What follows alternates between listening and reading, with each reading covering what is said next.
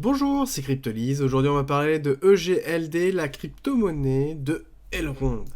Alors, Elrond, c'est un projet qui est très intéressant, qui est une blockchain de niveau 1, qui a pour vocation de, globalement, résoudre toutes les problématiques liées à la blockchain et se définit même comme étant l'Internet scalable des blockchains. Et globalement, c'est une solution qui va avoir pour vocation d'offrir de la scalabilité, de la rapidité à faible coût à travers la technologie de la blockchain avec tout un pôle qui est lié directement à la commercialisation auprès des business. Et donc c'est très intéressant de voir ça. Elrond aussi s'est fait connaître notamment par ses rachats autour des paiements et des solutions de paiement autour de la blockchain et non blockchainisées aussi, tout simplement pour pouvoir construire certainement une solution unifiée. Et donc c'est quand même un actif qui fait beaucoup parler de lui, et notamment qui fait parler de lui pour beaucoup de choses. La première, ça va être cette partie qui est justement la notion de commercialisation de leurs solutions, avec le déploiement de solutions personnalisées auprès des entreprises ou de sociétés qui souhaitent tout simplement utiliser leur technologie. Donc il y a vraiment un axe commercial qui est excessivement fort et qu'on retrouve aussi sur d'autres blockchains, mais qui est quand même très fort au niveau d'Elrond. Autre chose à voir, c'est qu'ils ont une structure qui est très intéressante, avec des shardings pour pouvoir créer une notion de scalabilité. Alors du coup, ça diminue un peu la notion de décentralisation, mais on a une solution qui est excessivement, tout simplement, scalable. Il y a toute une notion de meta-chain qui permet aussi de créer des special shards pour pouvoir avoir justement des meta-chains.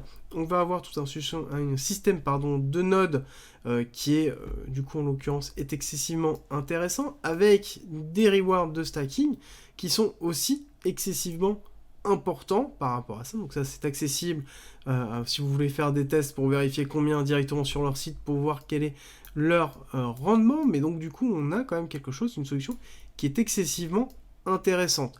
On voit à côté qu'on a quand même le Q1 qui s'est terminé 2022 avec la staking phase 4 qui normalement devait être annoncé mais qui n'a pas encore été validé.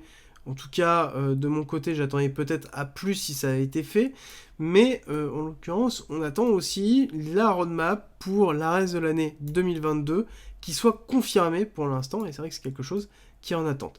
Autre chose à voir, c'est qu'on avait notamment le lancement de Maillard, le DEX, qui aussi malheureusement fait en sorte que Elrond a un petit peu souffert ces derniers temps, notamment ces 6 derniers mois, avec notamment le lancement de l'incentive pour la liquidité, c'est-à-dire qu'ils ont mis en place tout simplement beaucoup de liquidités à distribuer pour les gens qui mettaient à disposition de la liquidité, notamment sur Maillard. Et il faut savoir que ça a fait mauvaise presse, enfin très bonne presse au début, avec un cours de l'Elrond qui a éclaté, mais derrière, forcément, il y a eu énormément de problèmes au niveau de Maillard, et notamment, il y a eu marche arrière sur la distribution des tokens, donc un effondrement des cours, et il y a d'autres éléments qui rentrent en compte, c'est-à-dire qu'on a une saturation régulière d'Elrond, on a des problèmes de lancement, donc c'est vrai que malheureusement, Elrond a quand même pas mal de mauvaise presse. Néanmoins, on va regarder cette partie technique parce que c'est très intéressant. Rejoins-nous sur Discord, tu y retrouveras notamment ma stratégie d'investissement qui est disponible gratuitement. Je montre comment je construis mon bag, le fonctionnement de mes optimisations, quand acheter, quand vendre, tout pour éviter justement les principaux pièges. Si tu aimes mon contenu, like, partage et abonne-toi, ça m'aide énormément. Alors, sur la partie technique, nous avons une période d'accumulation qui se trouve ici, qui a duré assez court, hein. C'est un projet qui a donné naissance assez vite et qui a eu une accélération en 2021 en plusieurs temps. Et c'est ça qui est intéressant de le voir, c'est qu'on a eu une accélération qui s'est effectuée quand même contrôlée, avec une période tout simplement de stabilisation et de consolidation, mais du coup a assez peu impacté du coup tout simplement la partie d'évolution de Elrond, et a mis en place tout simplement une distribution de Wyckoff qui s'est mis à travers un BCARST saut avec une prise de liquidité de l'AR. Première prise de liquidité ici à travers, c'est une réaccumulation, excusez-moi, à travers un UT et ensuite un UTAD, gros UTAD. Donc ça, c'est ce que je vous ai expliqué tout simplement avec Maillard, où on a une accélération du cours qui a été faite ici. Et donc forcément, si vous regardez la chute, en plus on a eu continuité de chute avec le décrochage du BTC sur la TH qui a été effectué, donc ça a vraiment accentué grandement le retracement qui a été fait par Elrond. Néanmoins, on a terminé ce schéma ici de réaccumulation, donc là on est en retracement classique pour pouvoir repartir sur une nouvelle structure qui va être bullish, c'est le principe de la réaccumulation de Wyckoff. Alors j'ai tracé ici le Fibonacci de retracement pour voir qu'on est en train de travailler le 786, donc zone est excessivement importante. Nous avons, suite à ce retracement, une continuité de baisse qui s'est effectuée en 5 temps, 1, 2, 3, 4, 5, et ce que nous attendons c'est la 5e chute qui est en train de s'effectuer. Alors, ici nous avons aussi une accumulation de Wyckoff qui s'est mise en place avec SCAR-ST, AR, donc nouveau check, et ce que l'on attend derrière, c'est un STB, donc prise de liquidité du USC, pour pouvoir valider cette accumulation.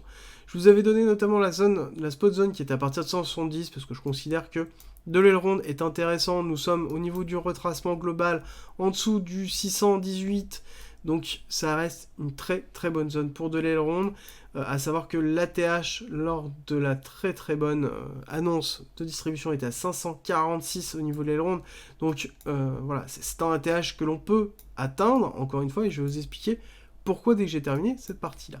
Alors, autre élément d'indication qui pourrait nous dire qu'on puisse faire un STB, voire un spring, une validation de cette accumulation assez agressive, serait la prolongation de tendance ici de cette impulsion baissière. Alors j'ai pas pris la grosse parce que celle-ci est compliquée à traiter étant donné qu'on a beaucoup de fondamentales qui est derrière.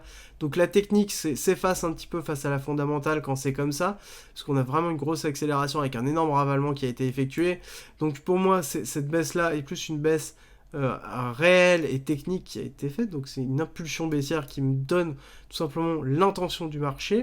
Et l'intention du marché, si on regarde, on a le 382 qui a été travaillé par le SC, et donc pour moi le prochain niveau serait le 618 à 86$, qui correspond aussi à un order block qui se trouve ici, qui est très important, qui est un order block qui a donné en fait, un second order block qui a donné tout simplement l'accélération. Le vrai order block se trouve ici, et donc du coup commence juste en dessous du SC et termine là, mais pour moi cet order block qui se trouve ici est en corrélation avec 618 et est dans le gros order block, donc on se retrouve dans quelque chose de cohérent dedans. Alors, une fois qu'on a terminé cette accumulation et qu'on termine cette dernière vague, qu'est-ce qui va se passer ? On va se retrouver tout simplement sur un schéma très héliotiste de vague 1, vague 2 avec un retracement assez fort. Alors, on va peut-être replacer la vague 2 sur le 1,618 pour que ce soit plus réel par rapport à ce que je suis en train de vous présenter. Et donc, du coup, on pourrait se retrouver sur une accélération du cours avec une vague 3 derrière qui irait chercher les 1,618, donc objectif classique d'une vague 3, donc avec quasiment un aileron à 1000$, donc quelque chose qui est excessivement bullish à l'heure actuelle sur un prix qui est en train de se travailler avec une entrée qui peut être effectuée. Néanmoins, nous sommes entrés sur la spot zone, donc ça reste une zone intéressante tout simplement pour pouvoir rentrer en DCA si jamais vous n'êtes pas exposé ou vous souhaitez vous exposer à Elrond et à ce projet-là. Mais il est important de comprendre qu'on pourrait très bien aller chercher des liquidités juste au-dessus, donc qui se trouve notamment à 285$ avant de pouvoir redescendre. C'est pas illogique de voir quelque chose comme ça à partir du moment où on ne casse pas le niveau important de 350$ qui serait un break of structure. On aurait un véritable départ haussier à ce moment-là si jamais on casse les 350 et on pourrait se dire qu'on a terminé notre accumulation, parce qu'on pourrait très bien avoir une accumulation sous forme de canal ascendant, chose qui existe, qui est rare, mais qui existe, et que l'on revoit quand même sur pas mal de cryptos. Donc du coup, il est important de pouvoir se poser les questions. Est-ce que j'ai envie de m'exposer ? Oui. Et voilà, si jamais vous vous posez la question de comment vous exposer, dans quelle catégorie, n'hésitez pas à regarder la vidéo de ce matin que je vous ai fait, notamment sur le BTC, où je fais justement un préambule sur la notion de DCA, quand investir, pourquoi, et il y a aussi mon guide, tout simplement d'investissement, qui est à disposition sur le Discord, et n'hésitez pas aussi à rejoindre le Discord, il y a plein de personnes qui seront là pour, en tout cas, vous aider, en discuter, et tout simplement réfléchir ensemble sur qu'est-ce qu'une stratégie d'investissement et pourquoi la faire. Alors, juste sur les mots de la fin, au niveau d'Elrond, mon avis qui n'est que purement personnel par rapport à Elrond, c'est que je ne suis pas, et ça c'est, je vous le dis, exposé à l'Elrond. Pour une raison très particulière, c'est que je suis rentré assez bas, notamment au niveau du saut ici, et alors j'ai vendu partiellement ici et une partie un petit peu avant le top sur la redescente qui a été effectuée.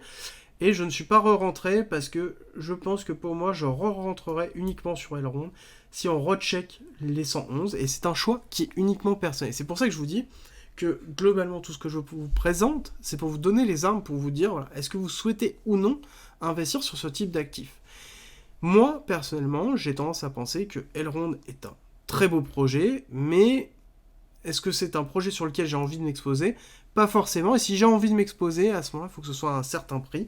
Et pour moi, le prix de l'aileron serait en dessous de 125 dessus. Je ne suis pas rentré sur le SC parce qu'à ce moment-là, je n'avais pas forcément envie de rentrer tout de suite. Mais si j'ai envie de rentrer, ce sera potentiellement en dessous des 125 pour pouvoir avoir une petite exposition. Et ce sera dans tous les cas une petite exposition par rapport à la suite. Mais ça, c'est mon avis uniquement personnel que je vous partage.